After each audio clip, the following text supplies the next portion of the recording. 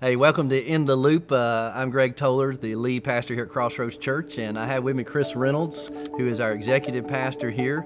And, we're here just to begin this communication process. And the first thing I want to do is just tell you what God has done last year toward the end of the year. When we look at December and November, Crossroads in Douglasville and in Carrollton, we were able to love on and serve more than 1,200 people through our Thanksgiving, our Christmas outreach. And, that's a lot of lives that are changed, a lot of people that are loved on.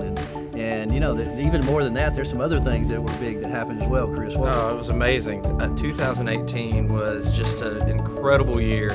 We saw almost 900 people give their lives to Christ. That's great. I mean, that's what we do this for. That is what all of you guys have participated in, and I know that we launched our Reach One campaign again in the beginning of 2018, and that's where if you come into our auditorium where you're writing down names that you're praying for, you're fasting for, you're hoping that God reaches that person, and we got to see so many people go over there and write their name on the reached wall. It's so cool, man, so cool. Well, when you mentioned that, I think the fasting is a direct influence to the number of people that gave their life to Jesus, sure. And the number of people on the walls that actually responded to the gospel.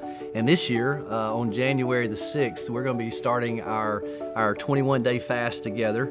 And so you can find information on that on our website, but I want to invite you to be a part of that. Because a lot of people struggle with fasting and just the different things pertaining to it, and it doesn't really set them up for success. So, Chris, what do you think about how people move beyond some of their struggles? Yeah, so what I do is, this is... What's that over there? It's fruit. You want some fruit? Yeah. So what you don't want to do, here's your one tip from Chris Reynolds. You want to make a good mixed bowl of fruit. You're going to live off of this. I mean, this tastes... I can almost taste... It no tastes Dunkin' like Donuts or Krispy Kreme. It tastes like a glazed donut right now on my palate, but... I bet it does. Do not do what I do. Don't clear the house out before the fast, because that's what I always try to do. Instead of throwing it all away, I try to eat it all to prep. Those first couple days, they're not good days, man. They're not. Yeah, you have to work your way through the struggle. Prep like I am now. Yeah. And so one of the things we'll be doing is give you some tips on our website that you can look at. But as you begin to approach the fast in the 6th, preparation is key. But also write down some things that you're believing God for. As a church, what we're believing God for, people giving their life to Jesus, and just some of our outreach opportunities. Our big focus this year is going to be Love Does.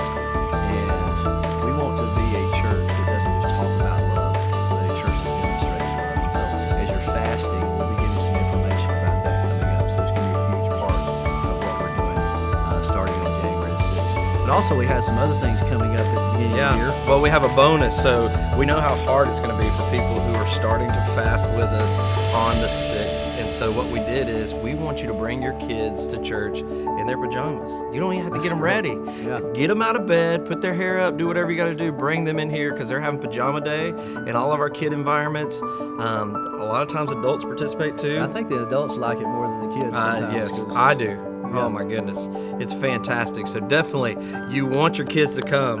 They're going to have a blast, and it's just a great way for you to kick off the fast too, because it just tones down the time you have in the morning. Because people get a little cranky sometimes at the beginning of the fast. Yes, they do.